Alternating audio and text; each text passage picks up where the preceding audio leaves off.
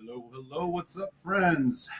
Whiskey friends, that is. Far and wide, we are live. What's going on? Happy Tasty Tuesday to all of y'all. I hope you guys had a good week and have a nice dram in hand. I'm Eric, your humble malt muser, beaming the signal from a sweltering hot Chicago, Illinois, the home base of the Malt Muser Whiskey Den. And Winston the Whiskey Cat, who has turned 2 years old today. So it's a happy birthday to Winston the Whiskey Cat. As you can see, he's a little bit on the lethargic side, as it is quite a hot day. Anyways, we got some hot whiskeys to taste today. Let me tell you. I got 3 whiskeys poured out already for our big 3-way high-end Redbreast tasting, which we are going to get into shortly. But before we do, in true show form, I want to make sure I say hi to the folks already ponied up to the virtual bar. We got 8 folks in already, which is awesome, man. Great to see everybody.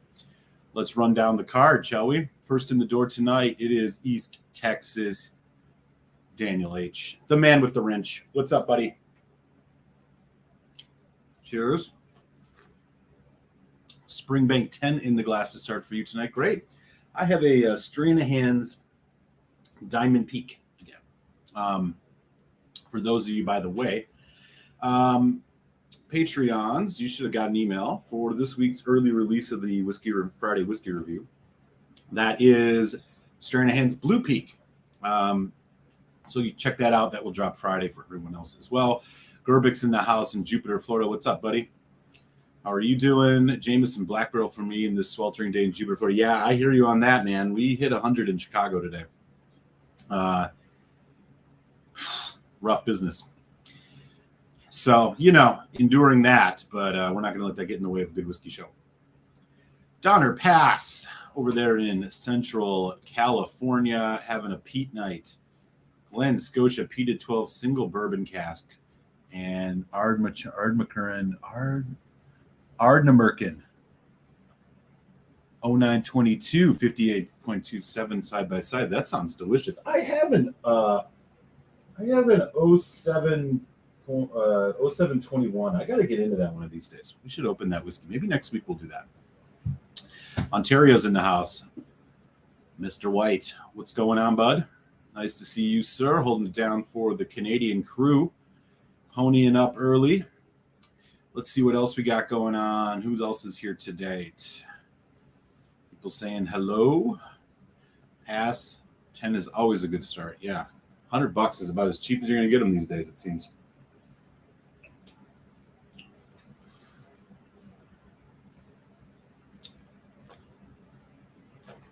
Oh, yeah. San Francisco Bay Area. It's Gary. Gary, how are you, sir? Nice to have you with us. As always, Winston is giving a heck about life, straight lounging. Yeah, you don't care, man. We got a whiskey show going on. I mean, I'd like to say it's because it's his birthday that he's lounging so much, but this is basically what he would do otherwise. That or torment me. One of the two. Los Angeles, Cali crew here early. In effect, Redbreast Tuesday, indeed. James Chang holding it down in Los Angeles. What's going on? Maryland's in the house too. It's Michael B., the man of the hour, the man who will be getting a big shout out for providing this exquisite sample of the Redbreast 32 Dream Cask, which we are going to get into tonight.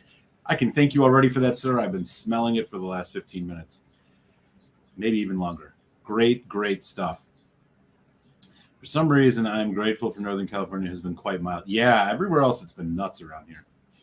And there's the other half of the fearsome twosome down there in Los Angeles. Cohen, what up? Greetings to the Muser and the Mall Mongrels. Back at you, sir. Redbreast 27. Gary K has in the glass, I'm assuming. That's a fantastic pour. London sending his signal across the pond. It's our good boy, James Morgan. I raise a glass to you, sir. How are things in London town? Los Angeles been heating up too. That is what I hear. Yeah, there's not many areas getting spared these days. He's starting with the Barry Crockett legacy in Middleton. Nice. Good whiskeys reviewed tonight. Back in the groove. Thank you. I appreciate that. Still have one day until that 100. Yeah, I was gonna say we got away with it over the weekend here in Chicago. It came in force today. Today, tomorrow, and a little bit of Thursday. So we'll see. I don't want to talk about the crazy heat down. Yeah, I'm sure. Whatever we're dealing with here, Daniel's been dealing with probably at higher amounts and for longer. Okay, let's get into this. Little bit of housekeeping. We got, first of all, Strain at Hand's Blue Peak review will drop Friday. A Colorado American single malt, an affordable one at that. In these days of high inflation and gas prices and all that shit, might want to check it out. Pretty solid dram. Patreons, you will find that in your inbox right now. But don't go yet, because we got 3 incredible Redbreasts. I put together a 3-way Redbreast tasting tonight. We're just going into the high-end Redbreast stuff here, man. A couple weeks ago, we did a show where I impromptu opened the Redbreast 27, and so it only seems appropriate that we do a little side-by-side comparison with the Redbreast 21. And then Michael B., who, with among other great samples, sent me a sample of the Redbreast 32 Dream Cask, which I don't even know what to say anything about yet. I can't wait to taste it. This is a rare sample if there ever was one, so I want to just extend my deepest thanks to Mike down in Maryland for making this find its way to me. I cannot wait to get into it and see how it stacks up against these other core range releases. So we're going to do 3 Redbreasts. I'm very much looking forward to it. One other thing I was going to mention to y'all, and I don't remember what it was. Oh, my Bunnahabhain and my Bunnahabhain Festival is still caught up in customs. I don't know when that's going to show up. So we're going to do a late Bunnahabhain Festival tasting whenever that decides to make its way here. But I'm unfortunately not able to do it in a timely way. So hopefully we'll have that ready sooner than later. Okay. Let's just get into this. We got 3 whiskeys to do here. Okay. So Redbreast. My first ever whiskey of the year, when I started doing reviews back in 2018, was the Redbreast 12 cask strength. I think it was batch 1, 2017 version. I don't remember. Batch 2. I don't know. Redbreast is like, again, probably what I would say is arguably the like quintessential Irish whiskey. There are a lot of other great ones that are coming out of Middleton, which look, a lot of these Irish whiskeys come from the same places. Redbreast does the single pot still better than almost anybody. Pot still, of course, it's the famous Irish whiskey of malted and unmalted barley, which they did. Why? Because they were evading paying taxes for British wars that the British had put on malted barley, so they started throwing unmalted barley in, and that's why you have Irish whiskey in its classic form. And Redbreast has a ton of great whiskey releases. Their standard 12 is super solid despite the low ABV. Their 15, really good, chocolatey stuff. I have a review of that posted, I think, from less than a year ago. Their 12 cask strength, which they do a batch or 2 of every year, is just freaking awesome. Really great price. Probably the best everyday Irish whiskey for me. They have a Lustau edition and a PX, kind of these different wine finish ones. Those are okay. There was a USA small batch that was solid. I did a review of that one back. But the ones we got lined up today we're going up into the high end of the Redbreast line here. And what we're going to look at is the 21-year-old, which I have a bottle of here, the 27-year-old, which I have a bottle of here, and the 32 Dream Cask, which, courtesy of Mike B, I have in a sample. So the way we're going to do this is we're going to do, again, we'll taste all 3 neat, put water on them. I'll rank them. I'm not going to include kind of value. I'm just going to go straight up like which ones I think are the best whiskeys, and then we can talk about how much these whiskeys cost. I'll give them each scores and so on and so forth. So we'll do it like a traditional Malmuser review. We're just going to hold the cost stuff until the end. So first and foremost, let's get the tail of the tape on these. So I'm going to hold these up, see if we can do this in a way that is going to display these in a way that you can see all three. And we're not going to really be able to do this that well. Okay. Going from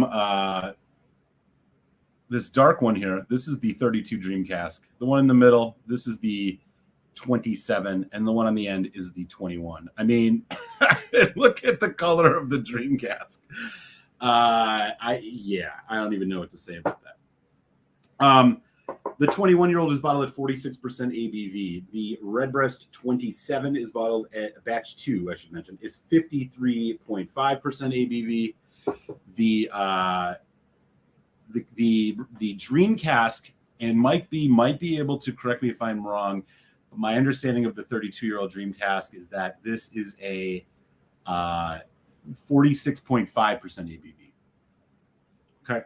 As far as casks go, 21 first fill bourbon and first fill sherry. The 27 is bourbon, sherry, and port. And the Dream Cask is bourbon and sherry bud. So the 21, 27 you can get. They're not, the 27 can be a little hard, but the 21 you can get your hands on. They're not exclusive. This Dream Cask, I think there's only like 800 some bottles. So let me know in the chat. Have you had any of these three? Which one is your favorite? What's your favorite Redbreast in general, or Irish whiskey for that matter? And while we do that, I'm going to get into just say hi to a few more folks who have jumped in, and then we are going to start this epic Redbreast tasting. All right, what do we got going on here? Whiskey room when AC went out. I don't even have AC, bro. So I know a little bit about how you're feeling. Only 85 in the valley right now, but tomorrow the heat's coming 100-ish. Woof. Man, we're all going to be struggling. Buna 12 cast strength should be all the yes or yes. They have a batch 2 out now. JK135 is in the house. What's up? How are you? Good to have you here. Only had a dram of the Redbreast 21. It was very good, but compared to the older bottling of the 15, it was hard pressed to take it for the older press. Interesting. Okay. Good to know. Don't think I'll be able to stay long. Just want to say cheers. Enjoy the. Yeah, thanks for swinging in, man. It's always great to see you. Mike's going to join us with the Dream Cask. Yeah, that is a seriously. It's bourbon sherry, but I don't know the ratios. Yeah, I mean, that looks crazy. Dream Cask is the proper name indeed, man. Indeed. Favorite Irish I tried was the 2017 Redbreast 12 Cask. Yeah, great bottle. I know exactly which one you're talking about. Okay. So I think to start this off, I mean, there's no wrong way to do this, I suppose. I'm going to start with the 21. I think we're just going to go 21, 27, 32. And then when we do water, maybe we'll do it in descending order. So neat. Redbreast 21. Again, 46% ABV. This is first fill bourbon, first fill sherry. Nose. It's just off the chain. The pot still character, the breadiness that you get from Redbreast is just so on point. It is. It's like almost like shortbread cookie. This kind of green, grainy spice, like fresh baked bread, and you get a ton of that on here. But that is not even close to everything. There's a bit of kind of a freshness to it, despite the age, and it's coming from the sherry cask. The bourbon notes are more subdued in the back, vanilla, caramel, bit of brown sugar, but tropical fruit, berries, just freaking awesome. Okay. Let's nose the 27 now. Now the 27, again, this is the highest ABV of the three, 53.5, batch 2, bourbon, sherry, and port. Here we go on the nose. Decidedly more fruity. Dried fruit, juicy, kind of like cherry. Wow. Again, that kind of yeasty, bready characteristic of the Redbreast, very, very prominent in here. This one's just a bit fruitier, a little bit less balanced in terms of the bourbon cask that we were getting on the 21. But again, it noses beautifully. The 53% is not hurting it at all in terms of making it sharp or anything. I mean, this is just decadent. It smells rich. There's dark chocolate notes going through it. All right. Now, nose of the 32-year-old Dream Cask. Again, the color of this in comparison. I mean, compared to the 27, I mean, just look at that. And this 27 has port in it. Okay, so here we go. First real nosing of the Redbreast 32 Dream Cask, bottled at 46.5% bourbon sherry. Here we go. Oh, boy.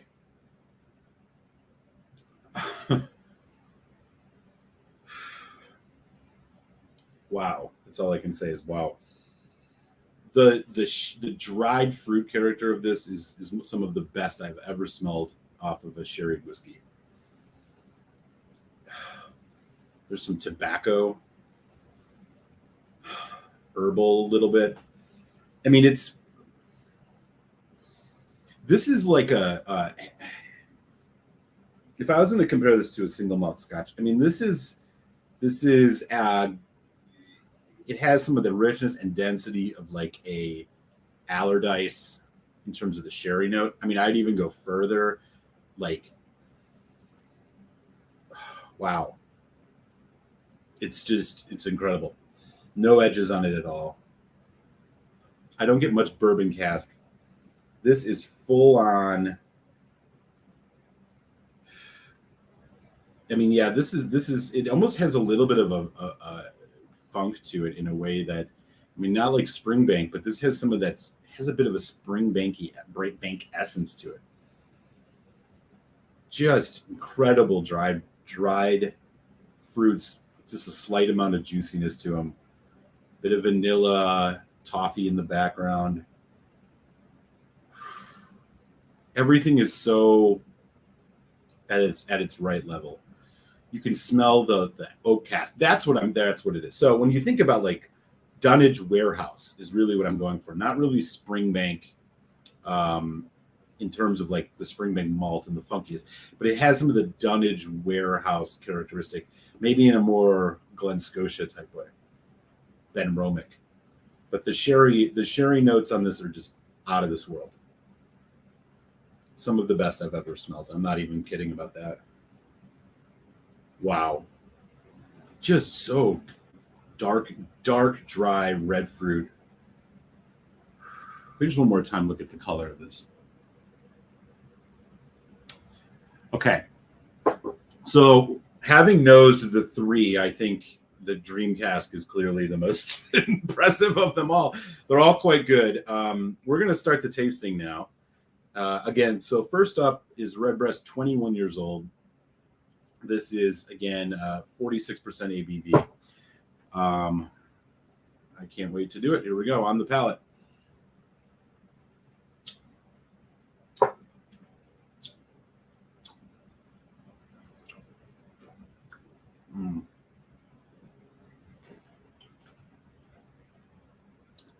It's so rich.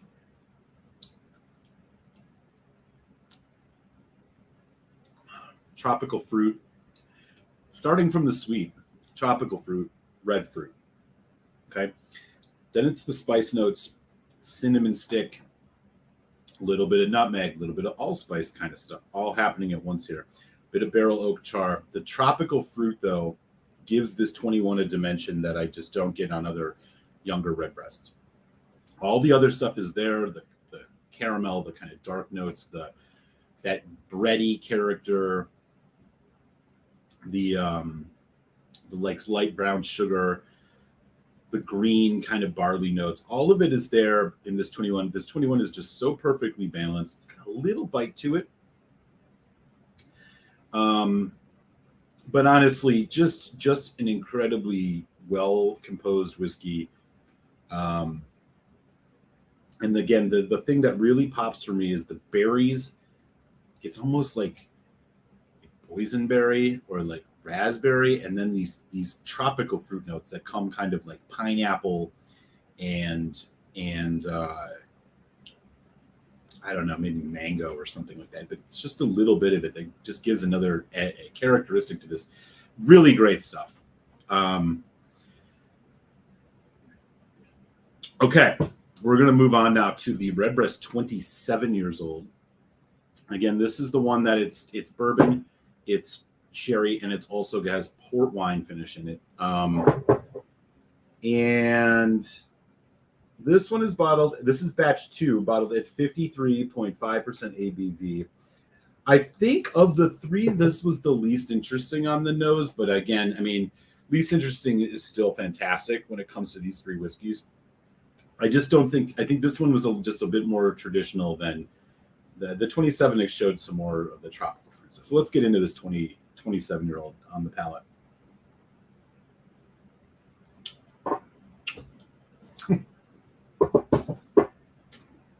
Oh man.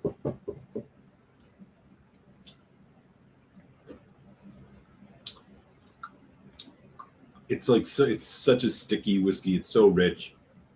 The port just brings another added depth of red fruit and kind of in the juicier red fruit dimension that kind of plays off well with these dried fruits that you're getting off the Oloroso.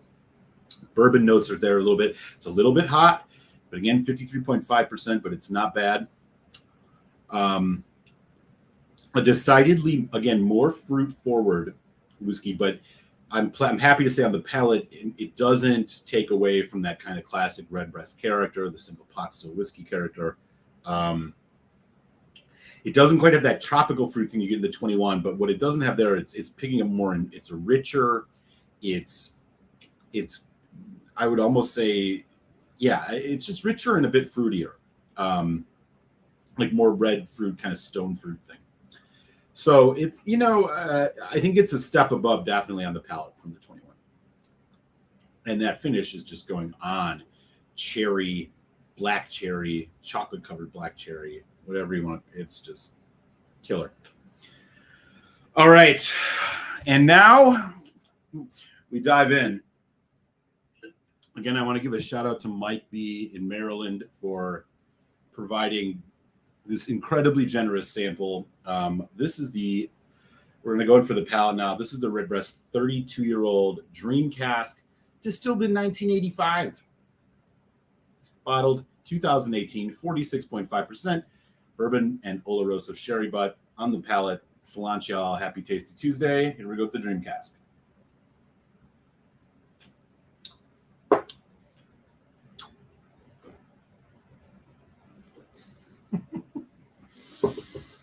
Oh, man.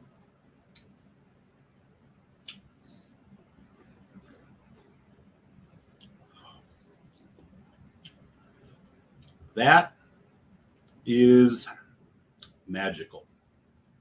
I don't even know where to start.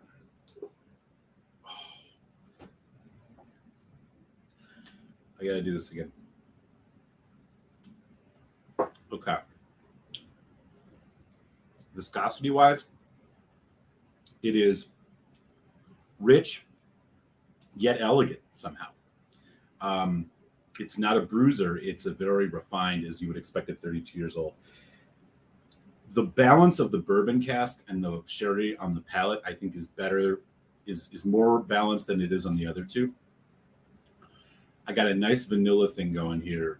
Incredibly long development, and I'm saying 7-8 seconds at least. Rich, jammy. It's like a fruit compote kind of thing. I mean, just thick, viscous. There's raspberry. There's a little bit of blackberry. All of that good stuff. In a very thick, almost syrupy-like texture. As it goes towards the back of the development, you get hit with this incredible like sugar cookie note, like one of the more distinct sugar cookie notes I've ever got on any whiskey before. It's kind of like it has the sweetness, it has that kind of sweet bread texture or flavor to it, And then you get a nice kind of like slight herbal, slight mint, slight earthy thing that happens, which I got to figure out still. Really long finish, vanilla with strawberry, like just so much bursting fresh fruit with a nice, rich, barrel-driven kind of milk chocolate, vanilla, slight toffee bourbon cask. It's just out of this world. This is the clear winner of these three. This is way beyond the other two. I mean, and I can't. It's unbelievable to even be saying that about the 21-year-old and the 27-year-old Redbreast. I mean, but this is just outside. This is playing in a different game. Just incredible. What 5 years, and I mean the quality of the cask they must have been using for these, I can't even begin to imagine. All right. We are going to do some water on these, but first I want to catch up on the chat. We got 16 folks in, so I want to make sure I say hi to everybody who's coming in. This has been a lot of fun so far. And yeah, let me know your thoughts on any of these Redbreasts if you've had them, and we'll go from there. But wow, I'm stunned at this Dreamcast. This is really something. All right, let me get back to where we were at. All right, starting up at the top, Silver Lock Whiskey Reviews. Fellow Illini, what's going on? Happy Irish Tuesday to you, sir. Great to have you here. Gary, yeah, it does. Gary and Cohen are chatting about K&L. Amazing nose, really unique. Yeah, completely. Josh Dilworth, new watcher. Love the way you're talking about whiskey. Hey, Josh, welcome to the show, man. Glad you could jump in. We're here every Tuesday. I was listening to Eric's tasting some Redbreast while I was nosing in the Spring Week 10. I thought to myself, what the hell is Eric talking about? Oh, yeah, different whiskey. Folks welcoming Josh. And yeah, everybody say hi to Josh, man. Great to have you. Feel free to share what city you're in or your area code if you want. I do like to give people personal shout outs. I've only had the 12 cask strength and the 15. Others are too expensive for market. Yeah, I hear you on that. The 12 cask strength in particular, I just absolutely love. National Bourbon Day, huh? Ugh. It's always National Bourbon Day around the United States, it seems. Needs a dram. Yeah, man. Get yourself something.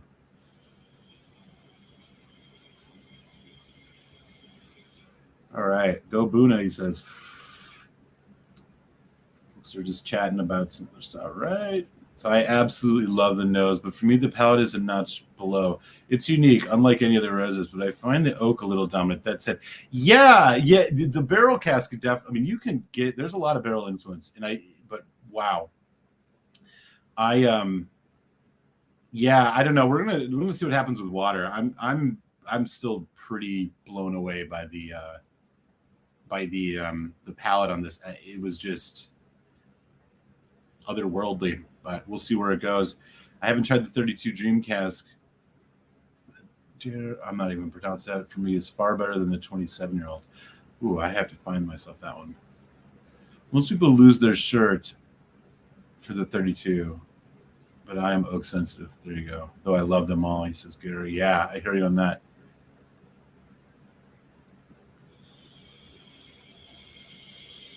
All right. Good stuff, y'all. Okay.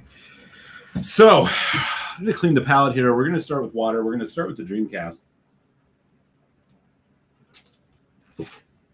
And we're going to work our way backwards.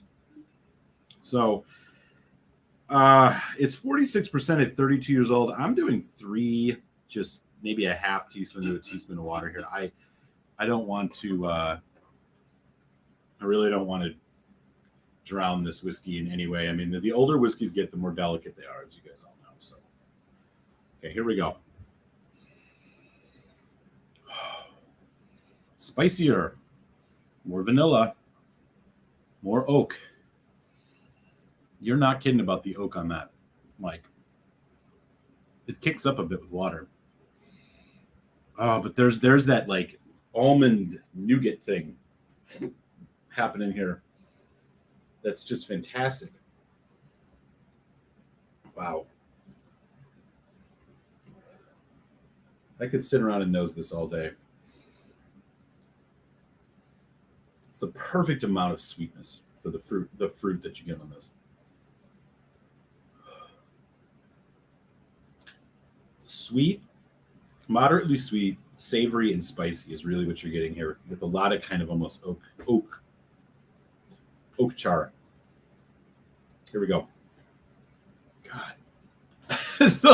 I don't know if you're not gonna be able to see this, but like the line, it's not even moving. It's just stuck there. The legs on this are going fine. Oh, and here they come. They're so slow. Wow. Okay, here we go.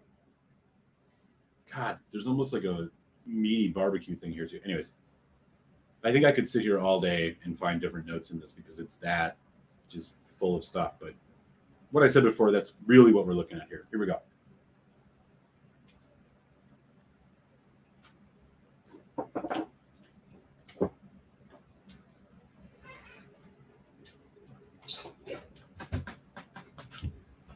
Wow.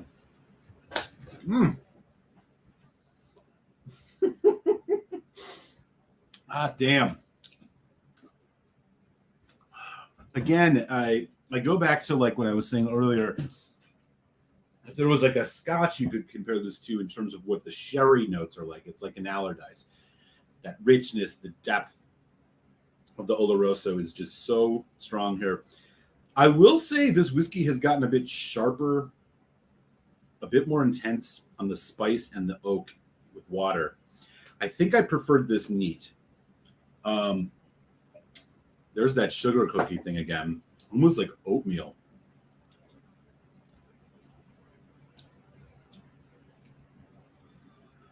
Wow. Still very good.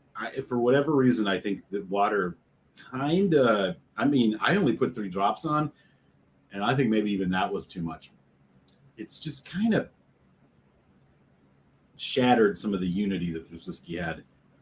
I think that this was a better one neat, but still, it's just incredible. I'm left with a nice, again, kind of dried fruit, kind of like a fruit compote, jam on toast. There's a little bit of that char, like toasted bread. The malt, that unmalted barley, poking its head out a little bit. Vanilla, caramel, raisin. Wow, really good. Really, really good. Wow. Thank you, Mike. Okay, moving on. Water on the 27 batch 2. Again, 53.5. I'm going to go 4 drops on this one. Again, I am just because of the ABV, but let's see what happens.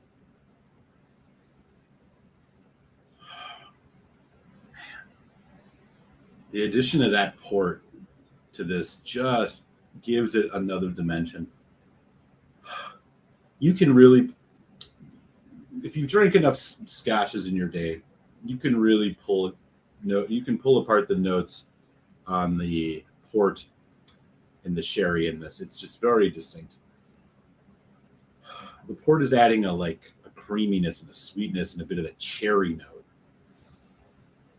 to those otherwise dried fruits from the sherry. It's this again. This is a bit sweeter, more fruit driven, and less savory, but more kind of spice.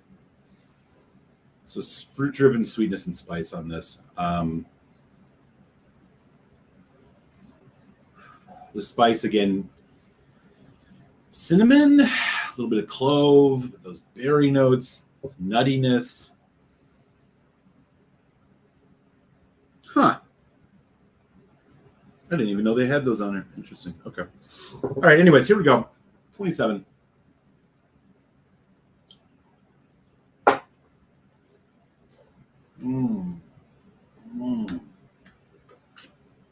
This is what, man.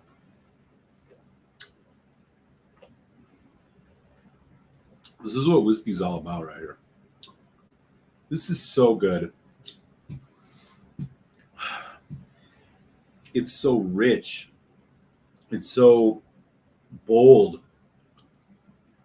the water has brought up this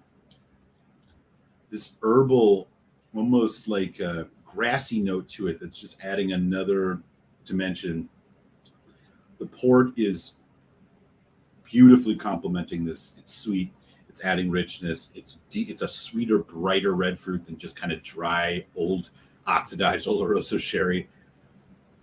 Long finish, little bit of heat, but again, this is 53.5. Man, this is a bit of more of a feisty whiskey than the Dream Cask was. This one's got a bit more attitude. I want to drink it all right now, but I'm not going to. Freaking awesome. Okay, now let's do 3 drops of water on the 21. I love how it's so rare that I get to drink whiskeys that are this old and of this quality. It's just so funny to like think. I say the 21, I'll flip it like, now we got to go to the 21. Like we're going down to like the Glenlivet Founders Reserve or something like that. Like, it's just absurd. This is the lowest on the totem pole. Oh, man.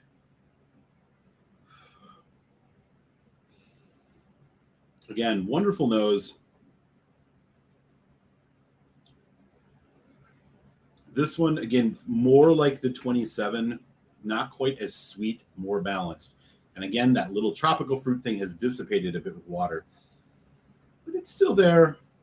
The grassy, the berry notes, herb, spice from that unmalted barley, the bready sourdough characteristic. 46% ABV on the 27 or the 21-year-old Redbreast. This is all first fill, I believe. Yeah.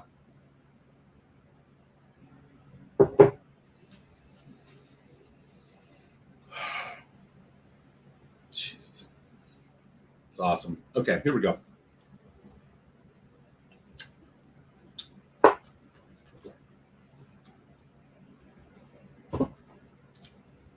Wow.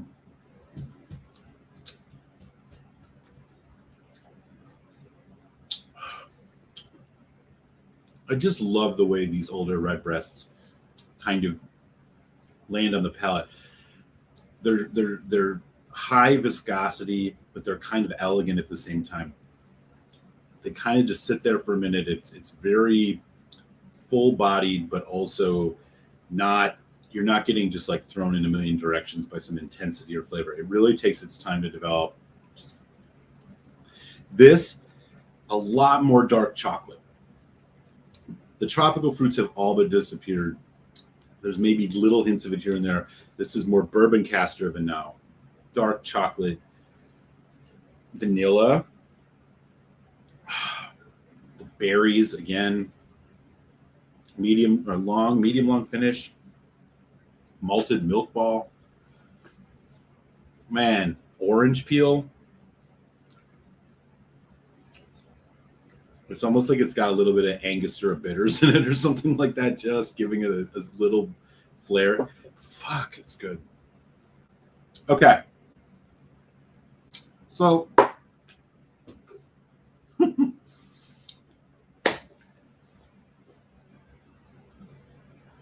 what a treat. I do want to just, for another time, just throw a thank you out to Mike B. in Maryland for providing this Dream Cask sample. This was very generous of you. I appreciated it every bit as much as I hope you expected me to. And I just happened to save a little bit more of it for another day.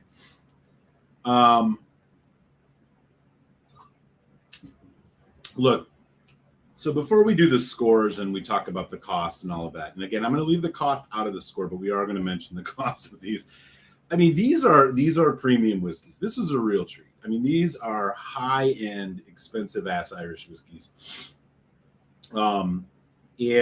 And you know, for most of us, including myself, I mean, I splurged on these 2 bottles. These are the more expensive bottles I've ever bought. Because I think they're just such high quality and they are delivering in both respects on that. In terms of scores here, I mean, look, the Redbreast 21 is just an all in all, just incredible high-end Irish whiskey. If you like the Irish whiskey profile and style, I don't know whether there's a short list of whiskeys in the price range of this. A bottle of Redbreast 21, the prices have gone up. This used to be around a $200 bottle. This is around a $250 bottle now. But if you want something special, look, you're not going to be disappointed in this. And I think this is a testament to just like the level of quality you can get with Irish whiskey. If you love this style, you're going to love this whiskey. And this is a 4.5 out of 5 whiskey for me, for sure. This is the Redbreast 21. It's just that good.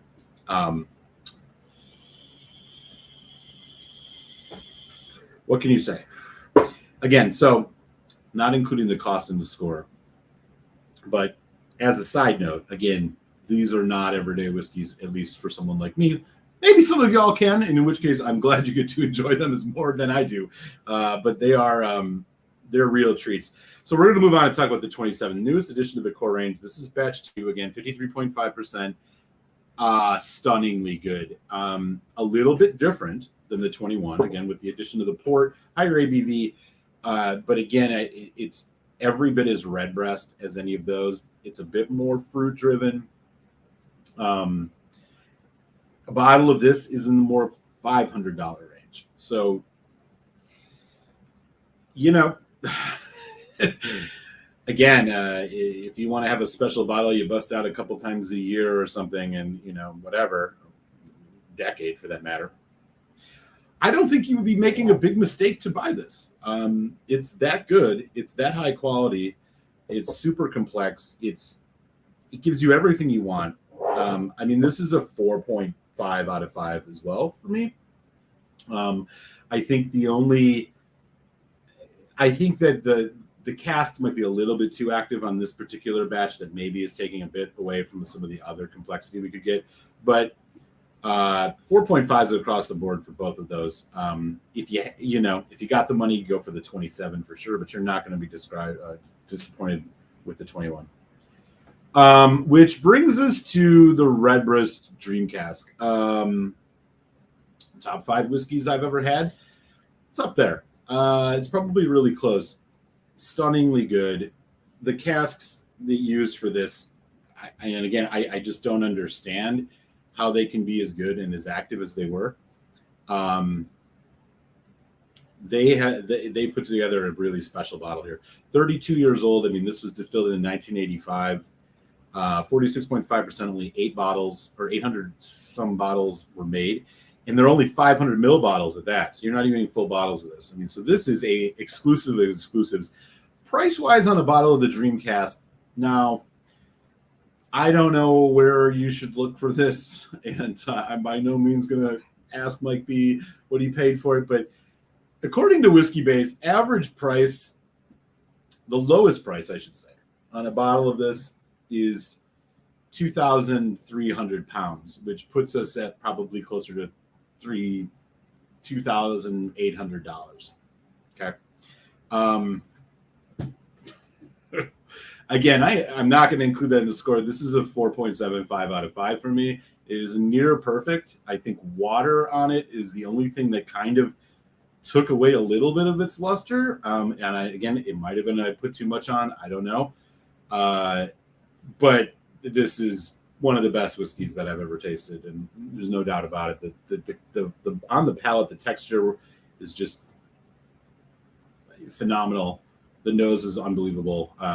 Deep, rich, complex. The things that were popping up in this, I bet you could sit around and nose it all day. So I'm 4.75. These are all near perfect whiskeys in my opinion. Now, yeah. That said, if you had to choose one of these, if I had to choose one, and I guess I would probably grab the 27, just because of personal preference on the flavor profile. But you're never going to go wrong with any of these three. And if you get the chance to taste any of these in your lifetime, do it. It's very much worth it.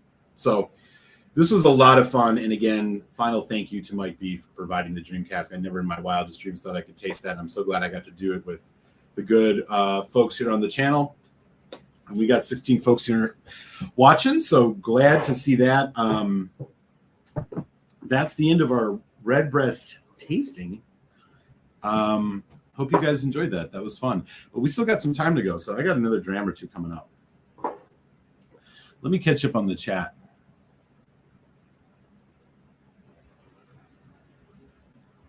Let me see where I was. Rob's in the house. What's up, buddy? Good to see you, Rob. Glad to have Rob here. Josh says, well, people make liquor from corn. No, I'm good. Wait, people make liquor from corn. Yeah, bourbon, definitely. Oh, yeah. There's a lot of good rum out there, man. A lot of it. Good to see you, Rob. Glad to have you in the house. It was expensive for 500 mil, but worth it for the unique dram. It's way more now than it was in second. I'm sure. I mean, yeah, what I see it as now, it looks crazy. But yeah, that was a special bottle. All right. I was surprised that ice made in the complex malty and designed by JD. That Malt Muser, all near perfect whiskeys, right up there with this. No. That silver French whiskey is that's in a whole other dimension, man. You can't. I don't even think you can call it whiskey. It's so amazing. No, that was. Hey, man, I'm glad to have you. Thank you.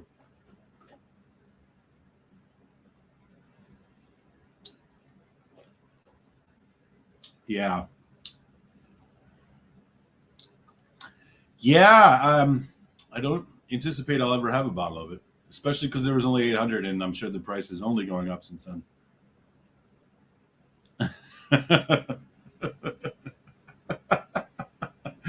Oh, Cohen, that's good. I wouldn't be surprised. It's his birthday, you know. He's just sleeping now, but he's just playing possum. He's waiting for me to, leave, and then he's gonna start drinking. Yeah, we got a little bougie tonight, man. Just a little bougie. All right. So let's move on. Let's do something else here really quick. Man, that was fun. It's not every day I get to bust out some high-end Redbreast. So let's follow it up with something totally different with some heavy peat in it. Something a little bit more, I don't know. How about this? Yeah. Let's revisit a distillery that I am not super fond of. I'm very hit and miss on, I should say. I'm fond of the distillery. I'm just not so sure I'm fond of their whiskey. For some reason, it just doesn't click on all cylinders with me. But, maybe today will be different. So here's what we're going to taste now. This is the Kilchoman USA small batch release, number 5. It is non-chill filtered natural color. They're real good about that. 48.3% ABV. Here's the cask breakdown. 70% bourbon barrel, 25% Sauternes cask, and 5% sherry. 1,200 bottles, yada, yada. Again, so much I like about what Kilchoman's presentation. I just never really into their stuff. There's a few bottles of theirs I like. The Lochgorm is pretty good. I don't know. The USA Batch 3 was really good. The port.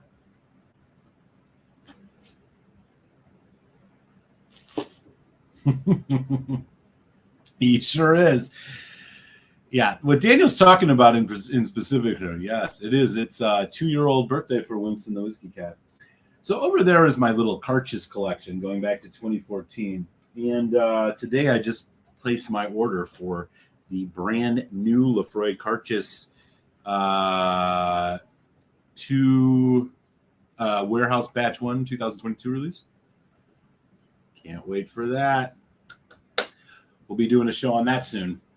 That'll be a live uncorking, probably 2 weeks from now, maybe next week. I don't know. We'll see. But the Lafroy Carchis is coming. That's Carchis is always something that I make sure I grab 2 bottles of every year. It's one of those things I do. I'm looking forward to it. Okay. Anyways, so here we go with this. It's a non-age statement. I don't know if they have a vintage on this or not. They don't. Has anybody had this before? Yeah, God. I just I'm trying not to it's that acrid peat that they have. I'm trying not to spoil this for myself. You just never know how a whiskey's gonna hit you one day. Sometimes it's like you try something 4 or 5 times, you don't like it, and then one day you're like, oh man, this is great, and then it's changed you forever.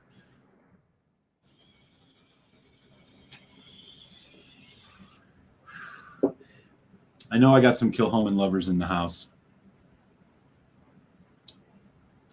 Joe Chekada, nice choice, man. You know, I've never had that. Now that I think about it, I had the other one. It was just the Chochek. But heavily peated Buna is never bad. Better off to buy Brook Lottie stuff over Kilchoman. I tend to find that that's my preference. Yeah. With you on Kilchoman, struggle with it. Yeah, you know, man, I've there's 2 Kilchomans that I've really, really liked. Loch Orm and the Cask Strength Mockyer Bay. Everything else, for whatever reason, has either been tepid, middling, or just not really my jam. And I have never been able to really put my finger on it. It has something to do with just their peat. There's just something that irritates me about it. There's a sourness, maybe. I don't know. There's just something about Kilchoman and their, what I find generally to be kind of, they're young. It's young. I mean, a lot of it's been young, maybe as it gets older, right? But I had a 9-year-old bottled in the bourbon influence batch. It was a 9-year-old from them, and I still was like, You can check out that review. Okay, so here we go. This is Kilchoman United States of America small batch, 48.3. Again, Sauternes, bourbon, sherry. Again, it's got that very fresh, vegetal, earthy, kind of sharp peat. It's smoke. You're getting some kind of peach, sweet peaches, sweet peach. That's what it is, sweet peach, as opposed to sour peach. Sweet peach. It's more nectarine, maybe. I sound like a total prick right now. It's more nectarine than peach, just to be clear. Whatever you want to call it, it's there. It's slightly tart. You have some of those kind of yellow fruits from the Sauternes, maybe a little bit, vanilla. I'm already just not into it, but here we go. We got to give it a taste. I want to like this.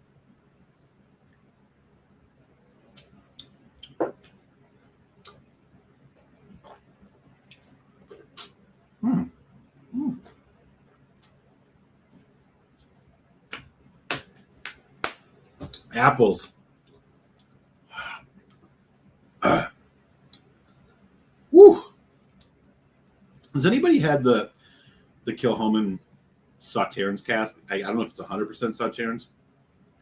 Let me know what you thought about it. If you do, pop it in the chat. I've not had it.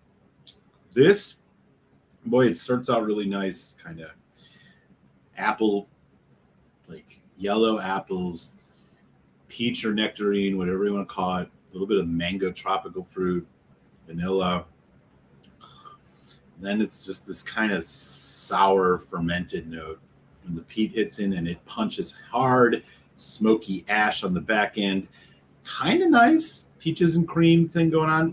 This is probably the most enjoyable I've found this whiskey. I bought this on the strength of the USA Batch 3, which was the port one, which I really liked.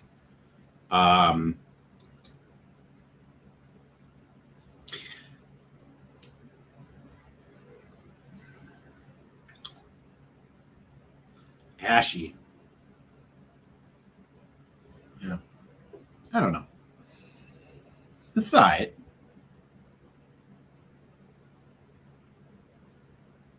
Nice. What are you drinking, Rob? Kilhoman bales their mash and it affects the flavor. They need to fix their process. Is that what that is? You know what I'm talking about then. Yeah, Cask Mockerbee was really great. Port Charlotte SC is 100% Sauternes. Will be better than the Cartridge, but it'll be better than all Isla stuff. I don't think they've done a Sauternes Lafroig. I don't know if Lafroig could even do it. Like I feel like Lafroig would overpower. I don't know. Have they done a Sauternes cask? Or even a Marsala for that matter? I don't think so. So 14 was the Amontillado. 15 was bourbon. 16 was Madeira. 17 was bourbon. 18 was Fino. 19 was the triple wood. Port and wine was the 2020 and PX 2021. Look, I'm not going to disagree with you on that. It's probably true. I am a huge fan of the MC and the MRC 01s from Port Charlotte. I'm going to be doing a comparison of those. I know they're a little bit older, but I finally got my hands on an MC 01, and that whiskey's so fucking good. Well, that's a Marsala cask. This, however, again, it's just like it's there's stuff I like, there's stuff I don't like about it.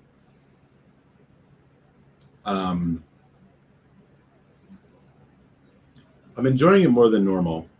I won't buy it again. But man, I respect this distillery a lot, and I like what they do. I like what they're trying to do. And it's just a personal thing. It's nothing. I don't think they make bad whiskey.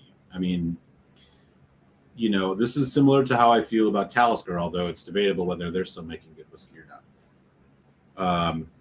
I just don't like Talisker. I just don't. The young Taliskers, older stuff. The 18 is good enough, and I did their Distillers Edition a while back. I like that, but the young stuff, the Storm, the Dark Storm, the 10, they're just not my. It's not my wheelhouse. Too peppery. Maybe that's part of what's going on with this. I don't know. In any event, look, this is not bad. The price on this is only about $70-some, right? Not bad for the casks that you're getting on this. Again, they bottle their stuff with integrity. I love that. It's above 46% even, which is fantastic. They're doing everything right. How is this Sauternes working here? It's only 20%. It's hard to say. 25%. There's that metallic alkaline thing, though, on the back end, which I get on some Kilhomans.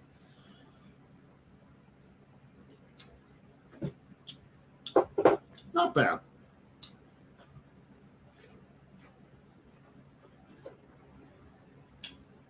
How long have they been making whiskey now? Who here knows? Leo's in the house. From the Sun Valley. What's up, buddy? I have not had the OLC yet. You're a fan of that one, too? Good to hear. Barbecued lemons. That is a really well put.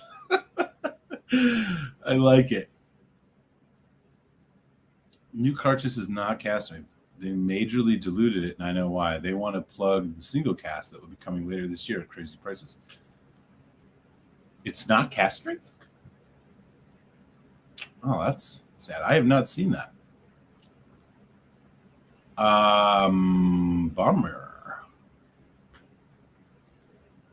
Springbank 18. Ooh, boy. I've not had that one either. OLC is the only one I own, and I love it. Man, I missed the boat on the OLC. Homemade Buna is my favorite. 2-3 Buna 12. Ardbeg. Oh, man. That sounds like a fantastic blending. We just hit the hour mark. So let me just recap. 3 awesome Redbreasts have been tasted tonight. I hope you guys enjoyed it. If you did, smash that thumbs up. If you have not subbed yet, I would love to have you subscribe. And, of course, leave yourself a comment in the chat. We still got 14 folks in, which is great. Whiskey review dropping Friday. Stranahan's Blue Peak, Colorado single malt whiskey. Patreon supporters, you got that in your inbox. Your monthly extra content top shelf review should be coming in the next week. So keep an eye out for that as well if you are a Patreon supporter. Couple things coming up in the wheelhouse for the show. Again, a Lefroy Cartridge 2022 bottle is en route to me as we speak. There's also a Bunnahabhain fee seal that should be showing up here someday. If it can ever get through customs, I don't know what happened with that. So we're waiting on that. So we'll have some good whiskeys coming up in the next couple of weeks, including I will definitely, once that Lefroy Cartridge comes in, and we'll do a uncorking review. I'm very excited about this one, mostly because, the last, the last 4 years of the Cartridge annual releases of Lefroy have all been like either had some wine influence or predominantly like sherry or wine influence, or predominantly wine influenced. This one is going to be the first fully just bourbon cask since back in 2017 and the incredible quarter cask strength. So Lefroy does bourbon cask very well, and I'm looking forward to trying it. They use Maker's Mark casks. That really matters. I don't know. But I'm looking forward to it's been a while, They had a couple real bangers last year. They did a 10-year-old cherry oak, which was good. They did the Cartridge PX cast strength, both good whiskeys. Again, in the more wine and sherry influence. So, they got a new master distiller there after Campbell retired or whatever. So, maybe they're going to come out swinging with this one. I don't know. I have high hopes. Lefroy usually doesn't screw up a bourbon cask. So we'll see.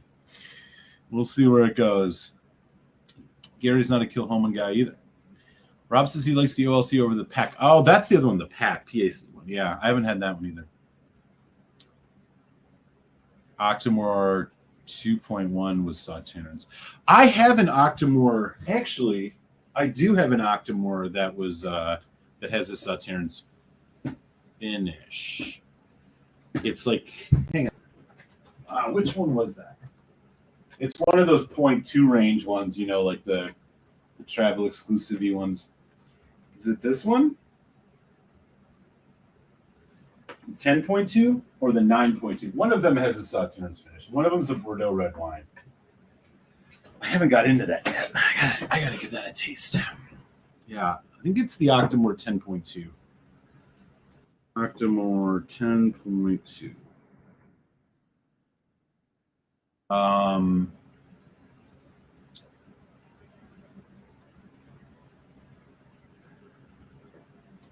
Or maybe it's the 9. I think I'm fairly certain here. Let me just. Yeah, Octomore 10.2 is Sauternes.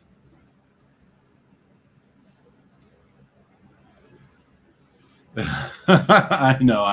I'm not hating. It's just not my jam is all. There's a 4.2. Okay. He's got the UK batch 3 that you guys. I've seen those UK batches. I've not had any of them though. Like I said, the only other one I have is the USA batch is 3, which I really like. Just saw Lefroy 14 sherry cask. First, is that an independent bottling? Yeah, that's crazy. Oh, thank you. Yeah, feel free to join on Patreon, man, if you want to support the show. I appreciate it. As always, you do get automatically entered in the whiskey raffle for a couple times a year for free samples. You get extra content, all sorts of stuff. Yeah, I still haven't even reviewed that STR cask. I have that. I gotta get into that one of these days.